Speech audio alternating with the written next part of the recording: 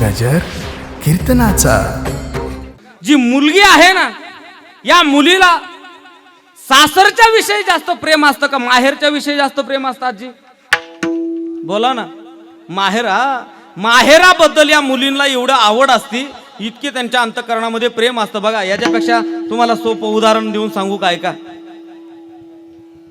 ज्या ज्या गावाला आमच्या मादळमूळच्या पोरी दिल्यात ना, ज्या ज्या गावाला माझ्या गावच्या मुली जिथं दिल्यात ना ओंकार महाराज, तिथं फक्त त्या गावाला माझं कीर्तन असावं. हा, ज्या गावाला आमच्या मुली दिल्यात त्या गावाला माझं कीर्तन असलं ना, ती जी पोरगी ना कीर्तन ऐकायला अशी मागं बसत नाही. कुठं बसती?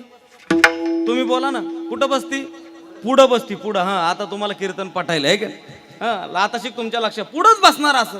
बरं, पुढं बसणार, आता शिक रेंज आली आहे का नाही? म्हणजे पुढं बसणार, पण ते पुढं बसल्याच्या नंतर अशा शेजारच्या 10-5 जणीला कीर्तन ऐकू देत नाहीत. सर खरे खोटे तसंच आहे ना. हा, 10-5 जणीला कीर्तन ऐकू देत नाही. आमच्याच गावचा आहे. कोण?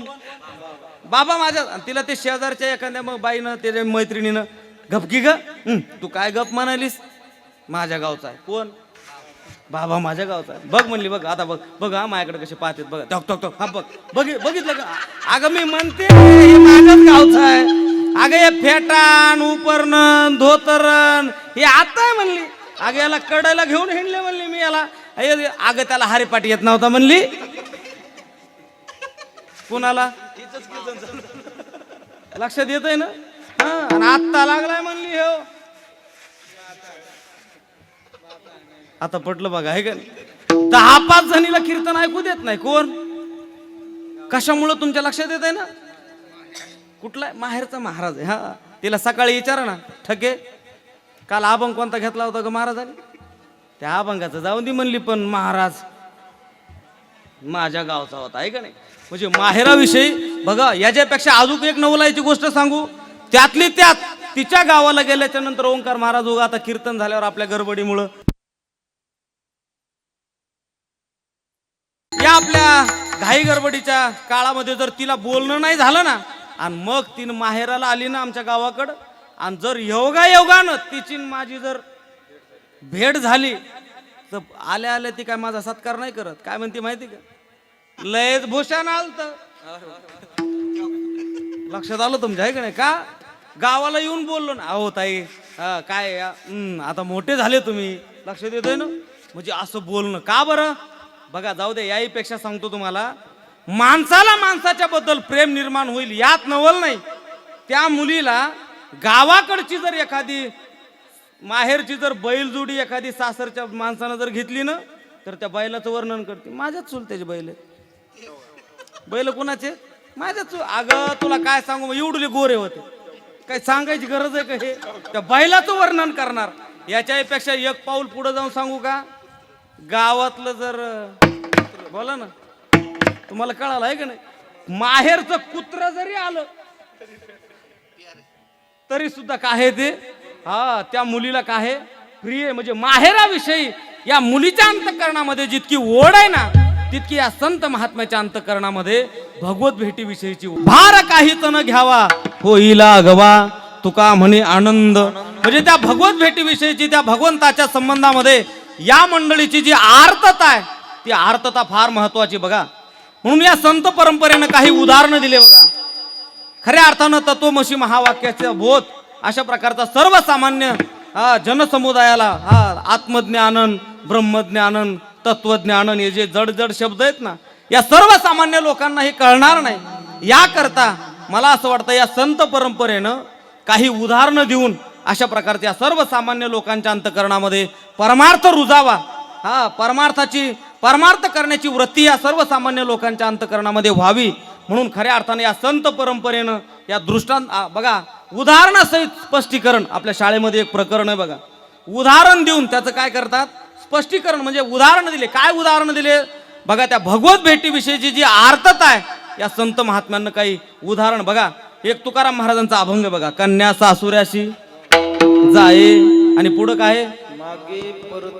मागे परतोनी पाहे. हे उदाहरण दिलं या अभंगामध्ये. एक से बडकर एक अशा प्रकारचे, एका चढीत एक अशा प्रकारचं उदाहरण आहे. बघा, पहिलं जे उदाहरण आहे हे कुणाचं उदाहरण दिले? कन्याचं दिले. कन्या सासुऱ्याची जाये आणि बटाटवडी तळून खाय ग मागे परतोनी पाहे आहे का नाही? हा, त्याच्या पुढचं याच्या वरचं याच्या वरच्या स्टेपचं उदाहरण आहे काय? चुकलिया माय बाळ हुर हुर पाहे तैसे झाले माझ्या जीवा आणि केव्हा भेटसी केशवा. हेही उदाहरण महाराजांना कमी पडलं. त्याच्या पुढचं जे उदाहरण गाठली बघा. हा, तितकंच आणि चाल सुद्धा तशीच लावली तितकीच आहे का नाही? म्हणजे जीवना वेगळी मासोळी आणि तैसा तुका तळमळी विरह अशा प्रकारचा बघा. काय काय अर्थत आहे काय त्या त्या भक्तीची अशा प्रकारची परिसीमा बघा. म्हणजे जीवना वेगळी मासोळी म्हणजे पाणी आणि मासा हे जर वेगळं केलं हा तर मला असं वाटतंय पाण्याशिवाय मासा राहू शकतो का?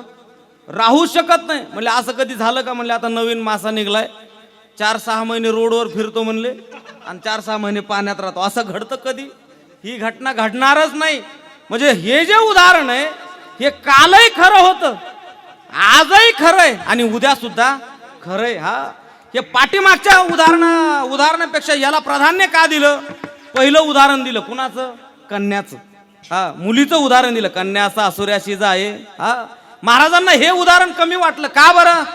महाराज म्हणले 400-500 वर्षानं या पोरींचं काही खरं नाही. या बापावर आणि भावावर दावे टाकतील आहे का नाही? दावे म्हणजे दावं बांधायचं दावं नाही बरं. हा, हे लक्षात येतं ना? हा, मग बरं. हा, यांचं काही खरं नाही म्हटले. त्याच्यापेक्षा पुढचं उदाहरण दिलं कोणतं?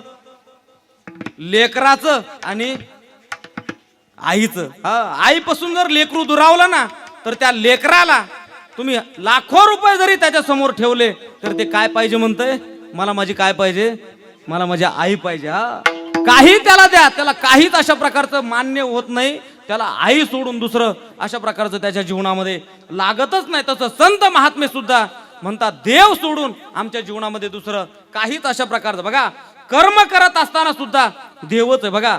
म्हणजे दळिता कांडिता तुझं गाईन अनंता. म्हणजे जे कर्म करतोय आम्ही ते भगवान परमात्म्याला सोडून अशा प्रकारचं करणं हे आमच्या जीवनामध्ये कधी शक्यच नाही.